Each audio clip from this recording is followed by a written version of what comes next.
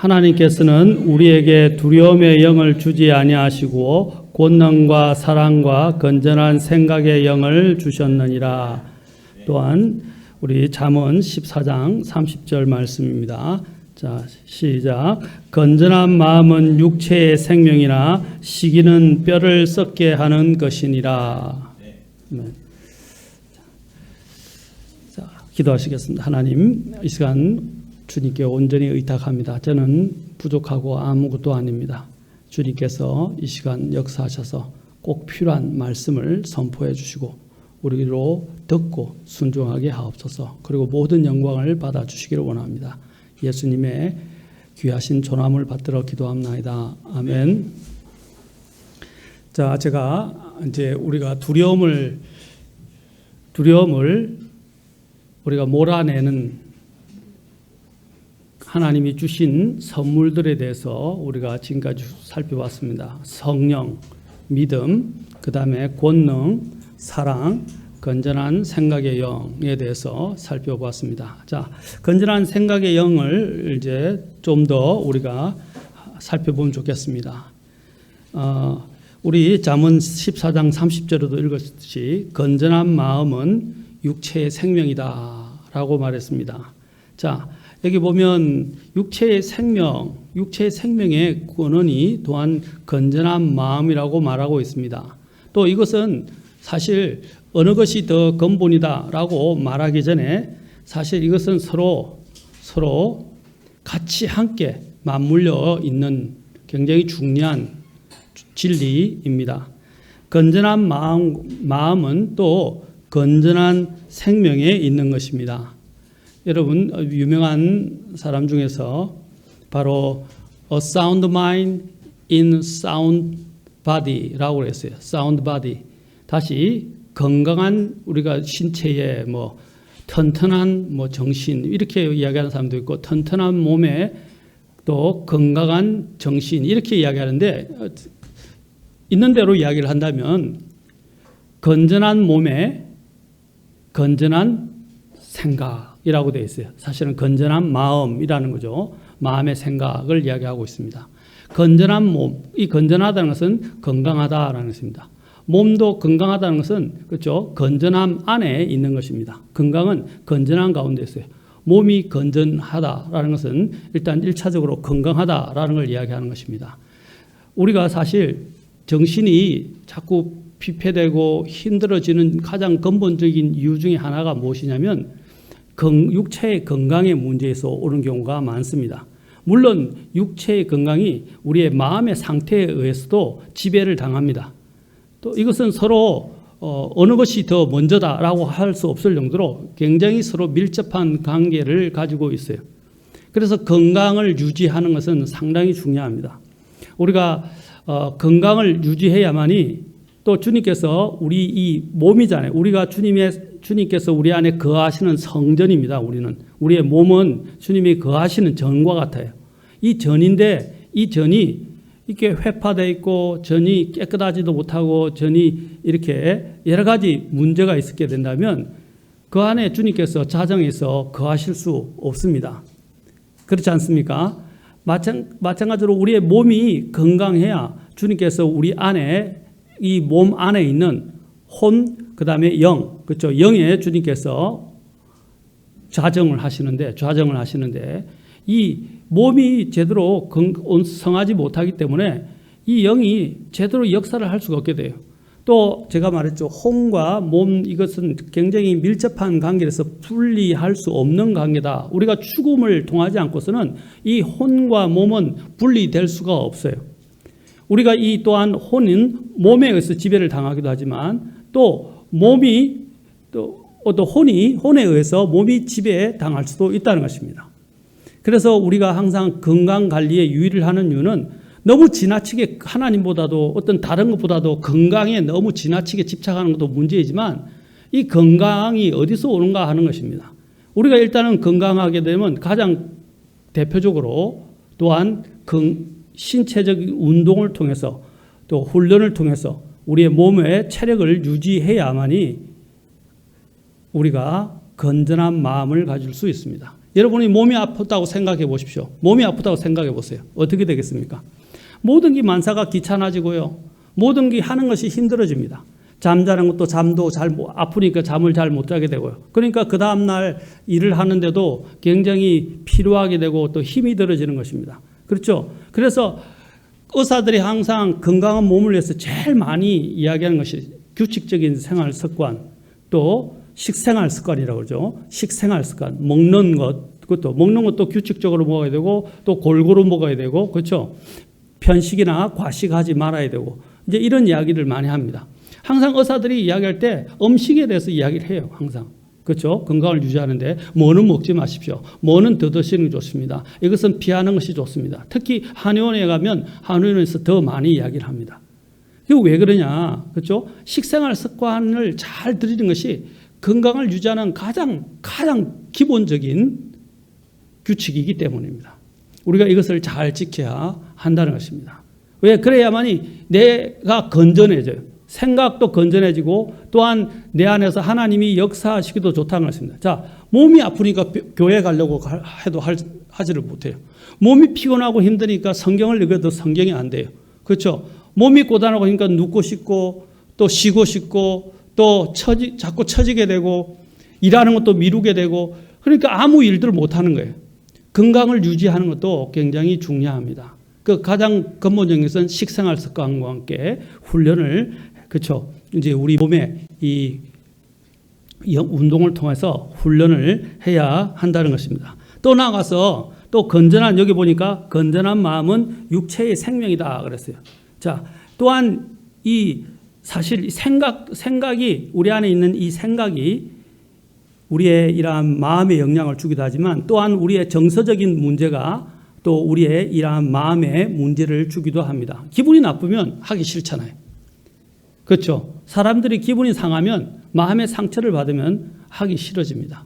또한 뿐만 아니라 생각에 부정적인 생각이나 좋지 못한 생각이 떠오르게 되면 또 감정에 영향을 주기도 합니다. 이것은 다 연결되어 있다는 것입니다. 그래서 건전한 마음을 갖는 것이 이 또 육체에도 좋아요. 또 생각이 굉장히 안 좋은 방향으로 흐르게 되면 심지어는 내 마음을 상하게 하고, 그 마음을 상하게 하는 것이 심지어는 모든 우리 안에 있는 이 세포 조직들을 다르게 만든다는 것입니다. 여러분, 화가 날 때 호르몬과 기분이 좋을 때 호르몬이 다르잖아요. 호르몬 분비가 달라지게 된다는 거죠. 그렇죠? 또 그 우리의 기분과 상황에 따라서 어떻게 됩니까? 기분과 상황에 따라서 우리의 몸의 신체 변화가 달라진다는 거죠. 여러 가지로. 마찬가지로 여기서 건전한 마음은 바로 여기서 육체의 생명인데 그 뒤에 뭐라고 이야기하고 있죠? 시기에 대해서 이야기했어요. 시기는 뼈를 썩게 한다 그랬어요. 그래서 가장 여기서 대표적으로 시기를 이야기하는데 여러 가지 또 성경에는 다른 것들을 이야기합니다만은 대표적으로 시기라는 것은 뭡니까? 일종의 미워하는 마음입니다. 그리고 남의 것을, 그렇죠? 남이 잘 되는 것을 두고 보지 못하는 거예요. 또 시기는 무엇입니까? 내 것이 아닌 것을, 그렇죠? 또 주장하는 일종의 질투도 시기 속에 들어가 있어요. 그리고 또한 이 시기에는 마음에 내가 가지고 있지 못한 것들에 대한 낙심과 원망과 절망과 분노가 또한 그 안에 있는 것입니다. 다른 사람은 갖고 있는데 나는 못 갖고 있다는 거죠. 비교 의식에서부터 시작되는 것입니다. 자, 왜 여기 건전한 마음은 육체의 생명인데 시기는 뼈를 썩게 하느냐? 이 뼈를 썩는다는 말은 무엇입니까? 내 안에 있는 이 뼈가 정말 다 상한다는 것입니다. 이것은 무엇을 말해주는 것입니까? 바로 그것이 정신에서부터, 마음에서부터 비롯된다는 것을 우리에게 말하고 있습니다. 건강한 신체, 건전한 신체에 건전한 마음, 정신이 깃든다라는 이 격언은 로마 시대의 풍자 시인이었던 유베날리스가 한 명언이었습니다. 이것은 과학적으로도 굉장히 가치가 있는 것으로 실제로 증명이 되었습니다. 걷기나 달리기 같은 유산소 운동을 하게 되면 근육이 생기게 되고 기억력도 좋아진다고 합니다. 세포도 기억을 한다고 그래요. 그래서 세포도 기억을 하게 됩니다. 그래서 첫째는 건강해야 된다고 그랬어요. 두 번째 이제 제가 말씀드린 것은 바로 우리의 이 건전한 마음을 가져야 한다라는 것입니다. 건전한 마음을 가지는 데 있어서 필수적인 것이 무엇입니까? 자, 잠언 4장 23절에서는 열심을 다하여 내 마음을 지키라 그랬어요. 열심을 다하여 내 마음을 지키라. 항상 우리의 가장 큰 문제는 마음을 지키지 못한 데서 오는 것입니다. 자, 여기서 보시죠. 마음을 지키는데 마음이 얼마나 중요하나 여기에서 말하죠. 생명의 근원이 거기에서 나오느니라 그랬어요. 마음을 지키는 것이 바로 생명의 근원이다라고 말하고 있어요. 마음을 잘 통제해야 된다는 것입니다. 우리가 살아가면서 많은 세상의 일들을 겪지만 세상의 일들에서 가장 힘든 것이 마음을, 그렇죠? 마음의 감정 또 마음의 생각을 처리하는 것입니다. 참 이것은 고통스럽고 어떤 때는 힘든 경우가 많이 있어요. 그런데 이 통제하는 법을 우리가 훈련을 하지 못하게 되면 우리는 쉽게 어떻게 됩니까? 균형을 잃어버리게 됩니다. 다시 말해서 쉽게 화를 내게 되거나 쉽게 감정적으로 폭발하게 되거나 또 쉽게 이렇게 되기 쉽다는 것입니다. 이 사람의 약한 점 중에 하나입니다. 바로 자신을 잘 마음을 통제하는 사람들은 항상 균형을 갖고 있게 되고 절제하는 마음을 갖게 됩니다. 그것은 그냥 오지 않는다고 성경은 말하고 있어요. 훈련되어져야 한다는 것입니다. 사람은 어떤 사람이 더 좋고 나쁘다고 제가 말하는 게 아니라 이런 좋은 이런 습성을 나타내기 위해서는, 좋은 인격이 나에게서 나타나기 위해서는, 좋은 성격을 나타내기 위해서는 내 안에서 있는 이런 부분들을 잘 훈련을 해서 통제할 수 있는 능력이 커져야 됩니다. 여러분, 누구는 화 안 나겠습니까? 어떤 사람은 화를 쉽게 내지만 어떤 사람은 화를 적게 내립니다. 또 어떤 때는 화를 잘 참습니다. 그것이 어디서부터 오냐면 통제, 물론 기질적인 문제도 있지만 기본적으로는 자기를 통제하는 데서부터 옵니다. 저도 이렇게 많은 실수를 하는 것이 뭐냐면 바로 자기 통제의 능력이 결여될 때 바로 그런 문제가 생긴다는 것입니다.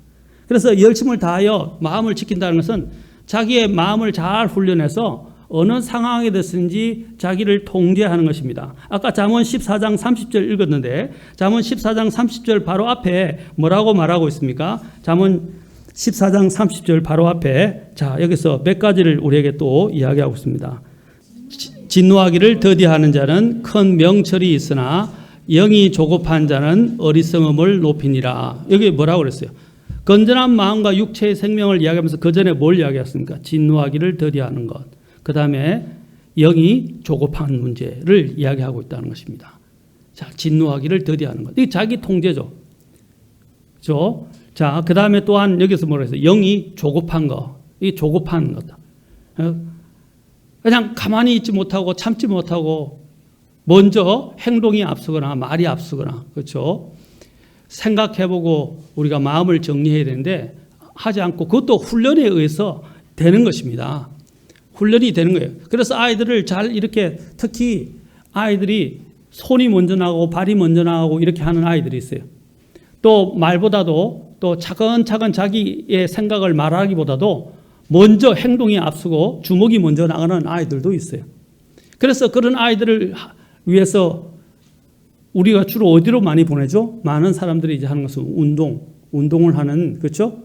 태권도, 검도, 유도, 합기도 이런 데 보내서 왜 그렇습니까? 거기서 통제 능력을 배우는 거예요. 육체도 건강해지지만 육체의 건강과 함께 자기를 통제하는 법을 배우는 것입니다. 그리고 사람 관계에 있어 예의도 배우게 돼요. 외국에서 태권도가 유명해지게 된 이유 중에 하나가 무엇이냐면 태권도가 가장 좋은 게 특히 미국 사람들에게는 더 잘 통한다고 그래요. 미국 사람들도 굉장히 성격이 급하거든요. 그런데 가장 좋은 게 뭐냐면 예의를 배운다는 겁니다. 서서 딱 절제하고 딱 그 심판관에 그리고 가르치는 분들의 말에 순종하고 인사 잘하고 또 거기에 있는 법대로 법을 지켜가면서 배우는 거예요. 그러면서 아이들이 예의를 배운다는 것입니다. 다른 사람에 대한 예의, 스승에 대한 예의, 그렇죠? 또 상대방에 대한 이런 예의들을 배우기 시작해서 너무 좋다는 것을 저는 인터뷰를 여러 번 봤었습니다. 바로 우리 안에 이러한 운동을 배우는 뭐냐, 절제력을 배우는 것. 또 이런 마음의 정서적인 부분들을 또 함양하기 위해서 잘 통제하고 또 정서를 잘 순화시키기 위해서 또 뭘 합니까? 또 음악을 배우지 않습니까? 악기를 배우고 또 여러 가지 취미 활동을 하게 되는 이유가 거기서 온다는 것입니다. 그렇죠? 자, 그래서 이러한 부분들을 잘 통제, 아까 진노, 또 서두르고 조급한 것들, 이런 것들을 잘 통제하기 위해서 우리가 인간적인 방법으로 그런 걸 하지만 그보다 더 중요한 것이 있어요. 우리가 이제 문제 중에 하나 뭐냐면 이런 인간적인 방법에는 많은 시간을 투자하면서도 이제 더 투자해야 될 부분이 있는데 그것을 사람들이 간과하거나 소홀히 여긴다는 것입니다. 더 중요한 것이 뭐냐? 이제 바로 아까 잠언 14장 27절을 보십시오. 뭐라고 되어 있습니까? 잠언 14장 27절에서 이것도 읽겠습니다. 시작. 주를 두려워하는 것은 생명샘이다 그랬어요. 아까 그랬죠. 건전한 마음은 육체의 생명이라 그랬죠. 근데 그 육체의 생명을 이루어주는데 더 중요한 문제가 뭐랬어요? 그 생명의 샘이 어디 있다고 그랬어요?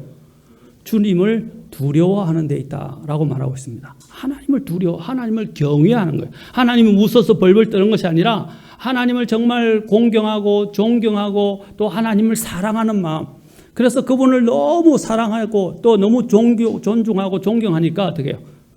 그분을 더 떠받들고 또 그분을 명령에 따라 순종하게 되고 바로 이것이 하나님을 경외하는 것이라는 것입니다. 하나님을 경외하는 것이 생명의 샘이다. 여기서 보면 그래서 아까 사망의 올무에서 벗어나느니라. 사망의 올무에서 많은 이 세상에는 우리를 사망으로 멸망으로 이끌어가는 덫이 있어요. 아까 그 중에 하나가 여기 잠언 14장 30절에 나오는 시기입니다. 또 29절에 나오는 진노나 조급함입니다. 우리가 서둘러 가다가 병폐를 그렇죠? 여러 가지 문제를 야기시키는 경우가 많습니다. 진노를 하다가 그렇죠? 쉽게 성내다가 또한 문제를 야기시키는 경우가 많이 있습니다. 그래서 주를 두려워하는 것 이것이 생명샘이다. 아까 그랬죠. 육체에 이게 내 자신을 통제할 수 있는 건강한 육체를 만드는 것 그거 굉장히 기본이죠. 중요하죠. 그러나 성경이 말하는 것에 더 중요한 것은 바로 생명의 샘이 되시는 생명의 원천이 되시는 바로 생명의 원천이 되시는 주님을 경외하라는 것입니다. 잠언 19장 23절에서도 주를 두려워함이 생명에 이르게 하나니 그것을 지닌 자는 흡족히 지내고 재앙으로 징벌을 받지 아니하리라. 여러분 아까 성경 제가 디모데에서는 또 어떤 말이 있냐면 육체의 훈련은 현세 지금의 현재의 세상에서 약간의 유익이 있다 그랬어요. 그러나 경건의 훈련은 경건이라는 단어가 뭡니까? godliness라는 말은 뭡니까? 하나님답다, 하나님께 속했다, 하나님의 성품을 가지고 있다 이런 뜻입니다. godly라는 것은 그래서 godliness라는 것은 바로 하나님 닮았다 이런 것입니다. 또 하나님께 속해 있다, 하나님의 성품을 가지고 있다. 그래서 경건의 뭡니까? 경건은 또 뭐의 유익이 되고 그랬어요? 육체의 훈련은 이 세상에 살아가는데 약간의 유익이 있지만 경건은 현 세상과 장차 올 세상에서 뭐라고 그랬어요? 장차 올 세상에서 큰 유익이 있다고 말하고 있습니다. 그래서 경건의 훈련이라는 것은 무엇입니까? 바로 여기 하나님을 두려워하는 것입니다. 하나님을 두려워하는 거예요. 잠언 22장 또 뒤에 4절에서도 겸손함과 주를 두려워함으로 말미암아 재물과 명예와 생명이 있느니라. 왜? 하나님이 재물과 명예, 생명의 원천이시기 때문입니다. 그렇지 않습니까? 하나님이 그것의 원천입니다. 아까 말했잖아요. 14장 27절에서 주를 두려워하는 생명의 샘이다. 거기서 샘이 나온다는 것입니다. 생명의 샘이 흐른다는 거죠. 여러분이 생명의 샘이 흐르는 것을 본다, 이런 것을 발견했다면, 아니면 그곳이 있는 것을 들었다면 어떻게 하시겠어요? 아마 그곳으로 곧장 달려갈 것입니다. 주님을 두려워하는 것이 생명의 샘이다. 시편 36편 9절에서도 생명의 샘이 주께 있으므로 라고 말하고 있습니다. 생명의 샘이 누구에게 있다고요? 주님께 있다라고 말하고 있죠. 그래서 주님을 두려워하고 주님과 함께하는 것이 만큼 좋은 것이 없다는 것입니다. 그리고 또한 우리가 그뿐만 아니라 주님을 두려워하고 또 주님과 함께 동행하는 것 뿐만 아니라 또한 주님께 소망을 두고 주님을 신뢰하는 것도 대단히 중요합니다. 자, 주님을 두려워하는 것이 다 같은 맥락에서 이야기되어지는 것이지만 또한 시편 42편 1절에 오 하나님이여 사슴이 물 시내를 찾기에 갈급한 같이 내 혼이 주를 찾기에 갈급하나이다. 자, 여기서 2절에 내 혼이 하나님 곧 살아계신 하나님을 찾기에 목이 타니 내가 어느 때에 가서 하나님 앞에 보이리요. 사슴은 다른 동물보다 갈증을 몇 배나 느낀다고 제가 전에 말씀을 드린 적이 있을 것입니다. 사슴은 마치 막 타오르는 것처럼 죽을 것처럼 목이 마르면 죽을 것처럼 느낀다고 해요. 그래서 사슴이 이 목이 타는 것은 정말로 간절한 것입니다. 자, 그처럼 내 혼이 주를 찾기에 갈급하다 하는데 어떤 하나님 2절에 살아계신 하나님이라고 되어 있어요. 자, 그런데 이제 그가 건강을 회복하는 비결을 5절에서 이야기하고 5절과 11절에서 이야기합니다. 어찌하여 너가 낙심하느냐? 어찌하여 너가 내 속에서 불안해하느냐? 너는 하나님께 소망을 두라. 그분의 얼굴의 도우심으로 인하여 내가 여전히 그분을 찬양하리로다. 자, 여기는 그분의 얼굴의 도우심이라고 되어 있죠. 그분의 얼굴의 도우심이라고 되어 있어요. 자, 그런데 11절에서는 뭐라고 되어 있습니까? 오 내 혼아 어찌하여 내가 낙심하느냐? 어찌하여 너가 내 속에서 불안해하느냐? 너는 하나님께 소망을 두라. 여기까지는 똑같습니다. 그런데 그 뒤에 뭐라고 말하고 있습니까? 내 얼굴에 뭐라고 그랬어요? 건강이시다 그랬어요. 하나님께 소망을 두라 이 말입니다. 그리고 하나님을 신뢰하라는 것입니다. 하나님께 소망을 들고 하나님을 신뢰하면 뭐라고 여기서 내 얼굴에 하나님이 아까 도우심이라고 했는데 도우심이 어떤 거예요?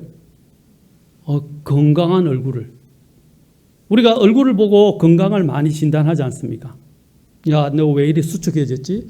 어디 아픈 거 아니야? 왜 얼굴이 이렇게 헬쑥해졌어? 얼굴이 이렇게 하얘? 체한 거 아니야? 뭐 이렇게 얼굴을 보고 많이 판단하잖아요. 또 눈을 보고 또 간에 문제가 있는지 또 황달이 있는지 우리가 얼굴 전체를 통해서 건강을 많이 진단합니다. 그렇죠? 왜 첫 번째 보는 것이 바로 이 얼굴이니까, 외모니까. 바로 하나님께서 우리의 얼굴에 건강이 되신다는 것입니다. 그래서 여기서 뭐라고 그랬습니까? 그 건강을 찾는 비결은 낙심하지 말고 하나님께 소망을 두라라고 말하고 있습니다. 하나님께 소망을 두라라는 것입니다. 지금 제가 바로 이 건전한 마음에 대해서 이야기해요. 건전한 마음을 유지하는 것은 뭐랬어요? 주님을 두려워하는 것. 또 뭐라 그랬어요? 주님과 동행하는 것. 또 뭐라 그랬습니까? 예? 또 뭐라 그랬어요? 주님과 함께 그 다음에 주님께 신뢰를 두고 주님을 소망하는 것이라고 말씀을 드렸습니다.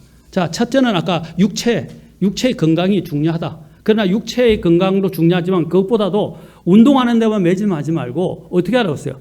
마음의 건강, 그렇죠. 우리의 건강의 원천이 되시는 생명의 샘이 되시는 또 생명의 원천이 되시는 하나님을 두려워하고 하나님과 동행하고 또 하나님께 소망을 두라는 것입니다. 신뢰를 두라는 것입니다. 그러면 사람의 마음이 어떻게 돼요? 건전해지게 되는 것입니다. 건전해지게 돼요. 그리고 사람은 균형 감각을 가지게 됩니다. 또한 더 나아가서 우리가 이제 건강한 이런 건전한 마음을 가지려면 어떻게 해요? 아까 두려움을 우리가 지금 보고 있는 말씀의 핵심이 뭐죠? 디모데후서 1장 7절에서 6절부터 8절에서 이야기하는 게 뭡니까? 두려움의 영, 하나님께서 우리에게 두려움을 영을 주시지 않고, 그렇죠? 이 두려움을 내쫓을 수 있고, 두려움을 몰아내는 하나님이 그 선물들을 주신 것이죠. 그 선물 중에 하나가 뭐였습니까? 건전한 생각의 영이었다는 것입니다. 그 건전한 생각과 관련해서 제가 건전한 마음에 대해서 지금 살펴보고 있어요. 여러분들 중심을 잃어버리지 않기 위해서 제가 쭉 다시 설명을 해드리는 것입니다. 건전한 바로 생각의 영은 아까 육체를 건강하게 잘 유지하는 것도 있지만 그보다도 또 어떻게 했어요? 주님과의 관계가 더 중요하다. 경건의 훈련에 대해서 말씀을 드렸습니다. 그렇죠? 그것은 주님을 두려워하는 것, 주님과 동행하는 것, 또 주님에게 신뢰를 두고 주님께 소망을 두는 것이다 라는 것입니다. 자, 그 다음에 또한 우리가 또 건전한 마음, 건전한 생각의 영을 유지하는 것 중에 하나는 뭐냐면 또한 하나님의 건전한 교리의 말씀에 입각해 있어야 된다는 것입니다. 왜 우리가 매일 성경을 읽어야 됩니까? 하나님의 말씀은 생명의 책이에요. 우리가 생명의 책이라고 그러잖아요. 맞습니까? 생명의 책이란 말입니다. 앞으로 천년왕국에 가면, 그렇죠? 사람을 치유하는 것이 있고 생명나무가 있어요. 생명나무에 접근할 수 있는 그 권한이 우리에게 주어지게 됩니다. 그렇죠? 우리는 이미 예수 그리스도를 통해서, 그렇죠? 예수 통해서 영원한 생명을 얻었어요. 그 생명나무가 저는 필요한 이유는 이제 육체를 입고 들어가는 사람들이 있어요. 육체를 입고 들어가는 사람들에게는 이 생명나무가 필수인 것으로 보여집니다. 그런데 우리는 여기서 지금 생명과 관련해서 이 생명을 유지하는 방법 중에 하나가 무엇입니까? 바로 건전한 마음. 건전한 마음은 건전한 교리의 말씀에 두어야 한다는 것입니다. 아까도 말씀드린 이 말씀은 생명의 말씀입니다. 여러분, 많은 사람들이 교리라는 것은 신학적인 거 아닙니까? 이건 너무 딱딱한 지식 체계를 말하는 거 아닙니까? 아닙니다. 성경 자체가 교리입니다. 성경 자체가 다 교리예요. 우리가 듣고 이러한 것들이 다 교리적인 것입니다. 여러분, 교리는 얼마나 중요한지 모릅니다. 특히 이 교리가 나중에 아까 건전한 마음과 건전한 우리의 생활에까지 영향을 준다는 거예요. 건전한 생활까지. 사람들이 건전한 행동과 건전한 말이 나오지 않는 이유 중에 하나가 무엇입니까? 그 안에 건전한 마음이 없기 때문입니다. 그 건전한 마음의 원인은 뭡니까? 바로 하나님의 건전한 교리에 뒷받침되어 있지 못하고 교리를 알지 못하고 그 교리를 알지 못한다는 것은 하나님을 제대로 모르는 거예요. 우리가 하나님을 지금 어떻게 압니까? 믿음은 어디에서 나오는 것입니까? 믿음은 바로 하나님의 말씀에서 오는 것입니다. 로마서 10장 17절에서 뭐라고 그랬습니까? 로마 10장 17절에서 자, 로마서 10장 17절 우리가 잘 아는 말씀이지만 한번 다시 읽어봅시다. 로마서 10장 17절. 그러면 결국 믿음은 뭡니까? 하나님의 말씀을 듣는 데서 온다라고 되어 있습니다. 하나님의 말씀을 들어야, 그렇죠? 믿음이 생성되는 거예요.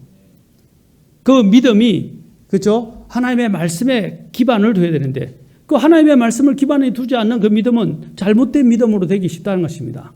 그 말씀은 어떤 말씀입니까? 아까 교리의 말씀입니다. 건전한 교리의 말씀에 기반을 둬야 됩니다. 자, 이단이나 잘못된 교회의 가장 큰 문제가 뭡니까? 사람들이요, 교회를 나가게 되는데 이단들의 대표적인 경우가 교회를 나가면 이 사람들이 그것에 빠져가지고 집에도 안 들어오고 자신의 직장도 내팽개쳐버리고 그 다음에 물론 주님의 전적인 부르심을 받아서 전적인 사역을 위해서 소명을 받은 사람은 따로 있지만 그렇지 않고 가정도 소홀히 하고 직장도 소홀히 하고 매 교회만 모여 있고 교회만 매달려 있고 그렇죠? 전혀 가정이 오히려 파괴되는 현상이 일어나고 있습니다. 그게 이단들의 가장 대표적인 특징이에요. 그리고 보면 또 사람들이 건전한 상식 속에서 살아가지 않아요. 우리는 건전한 상식에 의해서 지배를 받는 사람은 아니지만 하나님이 주신 것 건전하다는 건 무엇입니까? 건전한 상식과 건전한 생활이 그렇죠? 나온다는 것을 말해주는 것입니다. 건전한 생활과 건전한 삶의 방식이 나오지 않는다면 그것은 잘못되어진 교리에 기반을 두고 있기 때문입니다. 하나님은 우리를 건전하게 만들어주세요. 그렇죠? 그 건전한 마음은 어디서 오는 것입니까? 어디서 무엇을 배웠느냐에 따라서 온다는 것입니다. 어디서 무엇을 배웠느냐? 바로 온전한, 건전한 주님의 교리의 말씀을 배워야 한다는 것입니다. 지금 제가 여러분들에게 논리를 말하는 것이 아닙니다. 논리의 문제가 아니에요. 제가 차곡차곡 여러분이 지금 어디로 가야 되는지를 건전한 마음을 갖기 위해서 어디로 가야 되는지를 지금 말하고 있는 것입니다. 건전한 교리의 말씀으로 우리는 돌아가야 합니다. 가장 이 건전한 교리와 우리의 건전한 생활과의 관계의 문제를 제일 잘 기록한 책이 뭐냐? 짧지만 가장 강력하게 해놨던 대표적인 책이 두 책이 있는데, 물론 이제 구약까지 하게 되면 잠언도 포함되겠지만 신약의 잠언서가 어디죠? 야고보서죠. 신약의 잠언이라고 불려지는 야고보서에도 자, 그 생활이 어디서 오느냐? 건전한, 그렇죠? 믿음을 가지게 되면, 온전한 믿음을 가지면 온전한 행위가 나온다는 것이죠. 그런데 그보다도 더 건전한 믿음과 건전한 교리와 건전한 믿음, 건전한 생활과의 관계를 제일 잘 기록한 책이 디도서입니다. 디도서는 3장으로 구성되어 있지만 특히 이 디도서는 바로 우리의 건전한 생활이 어디서부터 나오게 되는가를 아주 가장 잘 설명하고 있습니다. 그리스도인의 적절한 행동에 관해서 가르침을 주기 위해서 디도서는 기록되었습니다. 그리고 또한 하나님의 은혜의 교리와 올바른 지식이 들어오게 되면 우리가 지식에 의한 지식은 우리의 삶의 방만함을 만들어내는 것이 아니라 오히려 우리에게 선한 행동을 유발한다는 것입니다. 그것이 바로 이 디도서의 핵심입니다. 그래서 야고보서의 비결만큼 특히 디도서에서 강조되는 단어가 어떤 대표적인 두 단어가 있는데, 교리, 그 다음에 선한 행위라는 단어예요. 야고보도 마찬가지예요. 야고보는 믿음과 행위죠. 자, 이것이 구원받은 사람들의 참된 표식이라는 것입니다. 먼저 우리가 보면 하나님의 은혜에 대해서 우리는 많이 이야기하는데, 하나님의 은혜는 내가 아무렇게나 행해도 된다라고 말하는 것이 아닙니다. 하나님의 은혜는 어떻게 만들어집니까? 자, 디도서 2장으로 가서 우리 디도서를 조금 살펴보도록 합시다. 2장 11절 보십시오. 구원을 가져다 주시는 하나님의 은혜가 모든 사람에게 나타나. 그래서 하나님의 은혜로 구원받았다는 데서 그치는 거예요. 많은 사람들이 정말 안타까운 사실은 여기서 신앙생활이 멈춰버린다는 것입니다. 그러나 하나님의 은혜는 우리를 구원시키는데, 지옥의 형벌로부터 우리를 구원시키는데 그것서 그치지 않는다는 거예요. 그것은 어디로 나아갑니까? 12절 보십시오. 우리를 가르치시되, 현재형으로 했어요. 현재 진행입니다. 헬라어를 보면. 이것은 계속해서 우리를 그렇게 가르쳐가는 것입니다. 우리를 가르치시되 뭐라고 했어요? 경건치 아니한 것과 세상에 속한 정욕들을 우리가 거부하고 이 현 세상에서 보십시오. 맑은 정신을 가지고 의롭게 하나님의 뜻대로 살며, 하나님의 은혜가 하는 과거적인 문제는 구원이죠. 지옥의 형벌로부터. 12절 현재적인 면은 뭐라고 그랬어요? 우리를 가르친다는 것입니다. 어떻게 가르치는 겁니까? 자, 어떻게 가르치는 거예요? 가르치는 내용이 뭐죠? 경건치 아니한 것과 세상에 속한 정욕들을 거부하게 한다. 그 다음에 뭐라고 그랬어요? 또 이 현 세상에서 맑은 정신을 가지고 의롭게 살아가게 한다. 그리고 또 하나님의 뜻대로 살아가게 한다. 그게 건전한 하나님의 은혜가 하는 게, 이게 건전한 교리예요. 그 다음에 13절에서는 뭐라고 그랬어요? 또 3절에서는 주님의 재림을 기다리게 한다.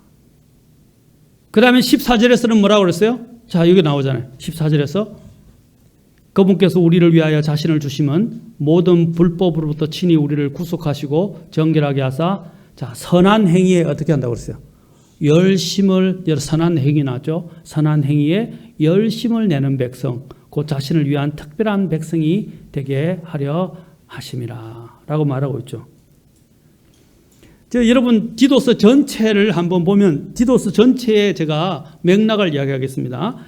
1장 15절부터 16절에서 나오는데, 건전한 교리와 장로들에 대해서 이야기하고 있어요, 교회. 그 다음에 또 2장 1절부터 10절은 건전한 교리와 가정에 대해서 이야기를 하고 있습니다.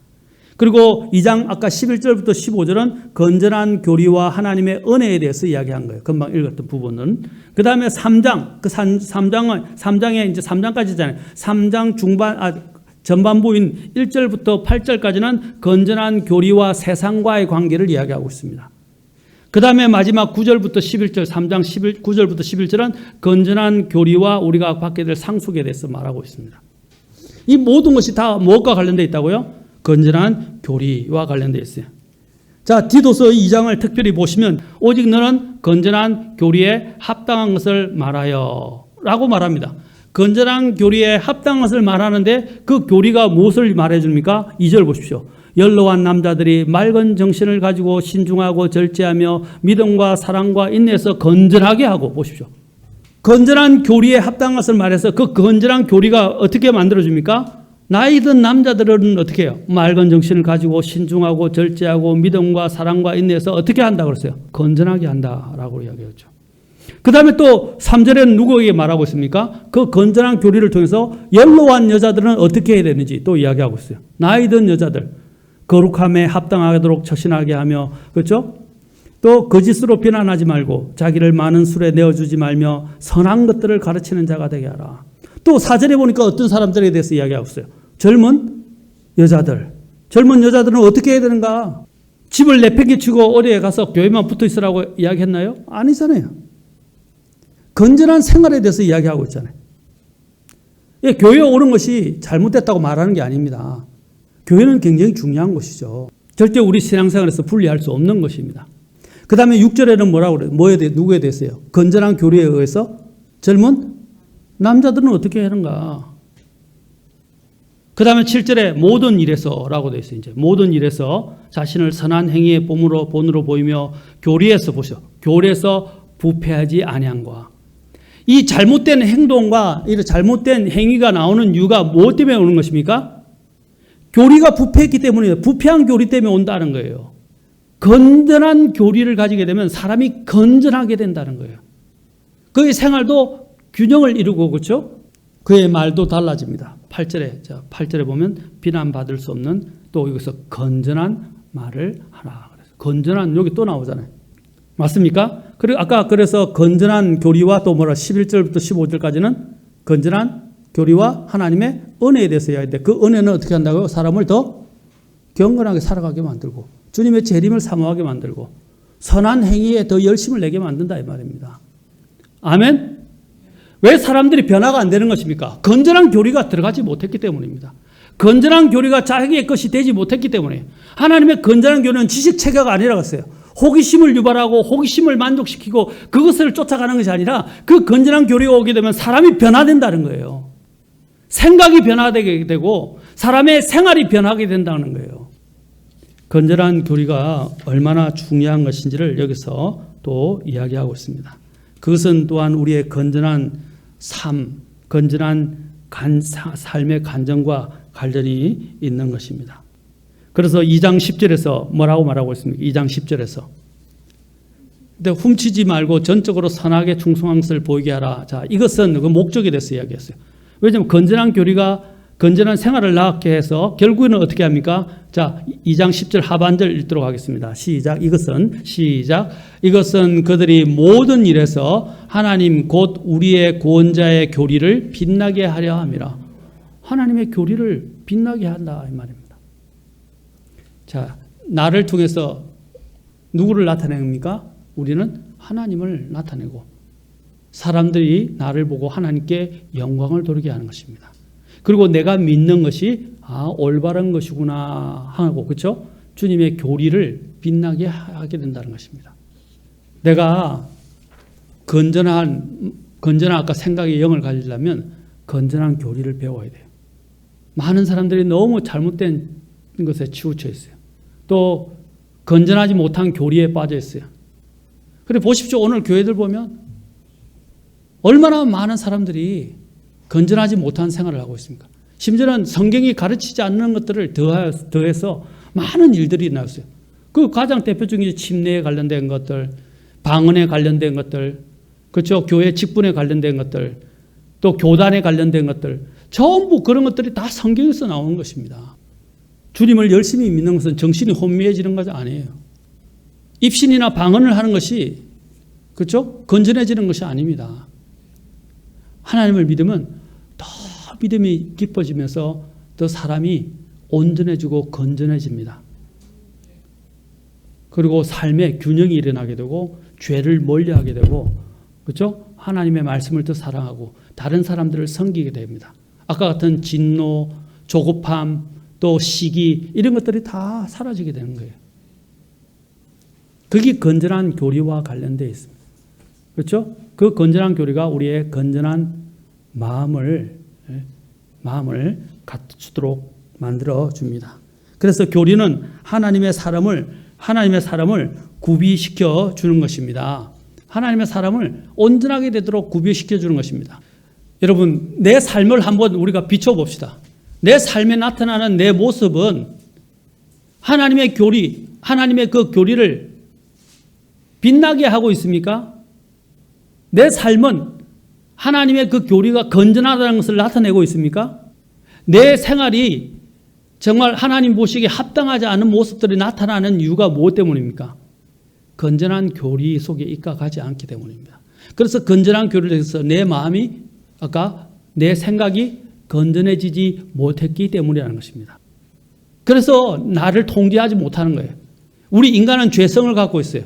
이 죄성을 갖고 있는 이 죄의 몸을 멸하지 않고서는, 그렇죠?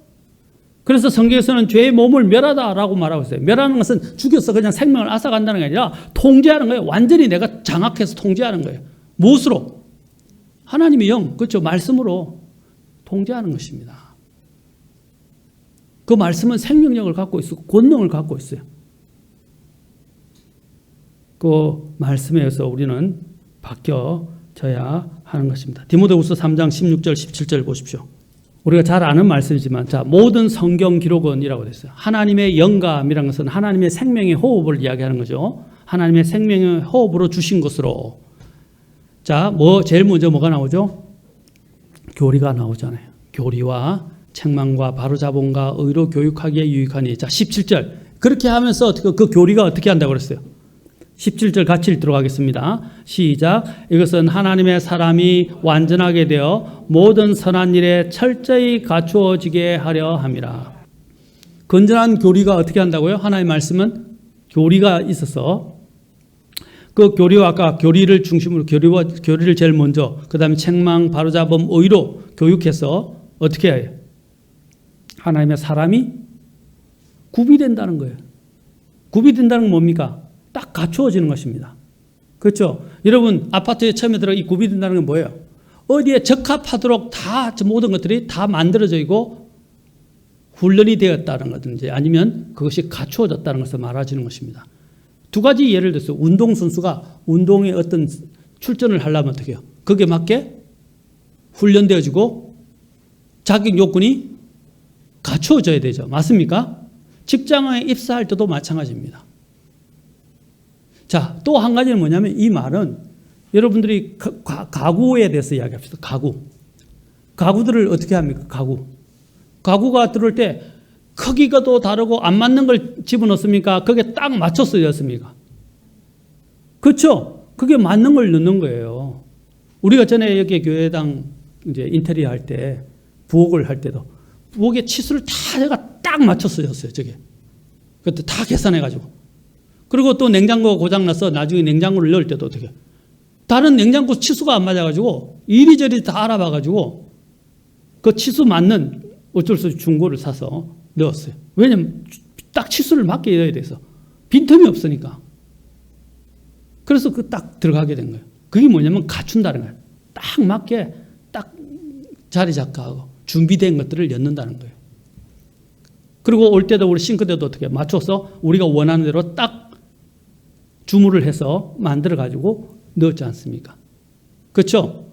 그게 갖추는 거예요. 그러니까 하나님이 쓰시기에 유익한 사람으로 되도록 갖추어진다. 그것을 구비하게 하는 것이 뭐라고 그랬어요? 하나님의 말씀이다 그랬어요. 바로 건전한 교리는 우리로 하여금 이렇게 딱 맞춰지도록 만들어 준다는 것입니다. 그래서 이 건전한 교리를 가지게 되면 사람은 부패하지 않게 되고요. 또 교리에 의해서 더 하나님께 또 순종하게 됩니다. 우리가 이 하나님 안에서 이런 믿음을 건전한 교리를 잘 갖게 된다면 사람의 삶은 달라지기 시작하는 것입니다. 지금 여러분 매일 묵상하는데 여기 우리 교회 성도님들 중에 얼마나 많은 분들이 제가 지금 보내는 묵상을 가면서 공부하는지 모르겠지만 그거 여러분 그냥 단숨에 만들어지는 거 아니에요. 성경을 읽고 또 읽고 묵상하고 공부하고 묵상하고 찾아보고 하고 그래가지고요. 저희 집사람이 제가 얼마나 어떻게 만드는지 저희 집사람하고 애들은 알아요. 정말 몸이 부서지라고 하면서 제가 심혈을 기울여서 만들고 있습니다. 최고 많이 걸릴 때는 5시간에서 6시간 걸려요. 매일. 적게 걸릴 때가 3시간이에요. 일일이 다 타이핑 쳐야 돼요. 그 이유가 뭔지 아십니까? 지금 어려운 때에 성도들이 잘 모이지 못하니까 말씀 안에 거할 수 있도록 제가 도와주기 위해서 최대한 지금 하는 것입니다. 왜? 건전한 교리에 입각해야 사람들의 믿음이 건전해지게 되고 또 그의 마음이 건전해지게 되고 또 그것을 기반으로 해서 믿음이 더 성장하면서 건전한 생활이 나오기 때문입니다. 건전한 교리에 기반을 둬야 된다는 것입니다.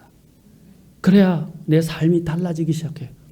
하루 먹었다고 해서 하루 말씀을 내가 만났다고 해서 내가 변화되지 않아요. 이 육체는요 굉장히 질겨요. 여러분 고기도 질긴 고기들을 부드럽게 하려면 어떻게 해요? 시간을 오랫동안 있으면서 숙성을 시키기 위해서 여러 가지 또 그렇죠.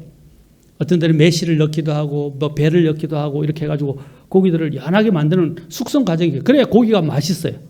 그렇죠. 마찬가지로 우리가 하나님의 말씀도 단숨에 한 번 먹었다고 해서 우리 삶이 변화되지는 게 아니에요. 오랜 시간에 가다 보면 나도 모르게 하나님을 더 알게 되고 하나님과 교감이 더 깊어지게 되고 또 하나님을 닮아가는 모습이 내게 나타난다는 것입니다. 그러면 내 마음은 어떻게 해요? 건전해지게 돼요. 건전해지게 되면 어떻게 해요? 내가 건강해지는 겁니다. 건강해져요. 육체적으로도 건강해지거든요. 왜냐하면 하나님의 믿음 건전한 교리 속에서 믿음을 딱 놓았으니까 어떤 세파가 들어오고 많은 세상의 염려와 불안함과 여러 가지 어려운 일이 당해도 딱 하나님을 신뢰하고 굳게 서 있기 때문에 요동하지 않는 거예요. 흔들리지 않는 거예요. 그렇지 않습니까?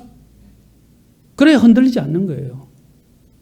자, 뿌리가 처음에 여러분 그 씨가 싹이 났다고 해서 그 뿌리가 깊지 못하잖아요. 오랜 동안 해가지고 그것이 자라면서 건강하게 자라도록 계속 물을 주고 영양분을 주고 또 가꾸어 주면 어떻게 해요? 점점 뿌리가 쫙 밑에까지 나더라고요. 제가 이제 마지막으로 이스라엘 땅에 대해서 봤는데 이스라엘 땅에 밑에 그 실로암으로 가는 것에 못을 그 다윗의 옛날 그 예루살렘 도시의 지하에다가 실로암으로 가는 그 수로를 만들었더라고요. 수로를 너무 만드는데 거기 전부 다 보니까 바위 덩어리를 다 일일이 뚫어가지고 엄청나게 긴 지하 수로를 만들었더라고요.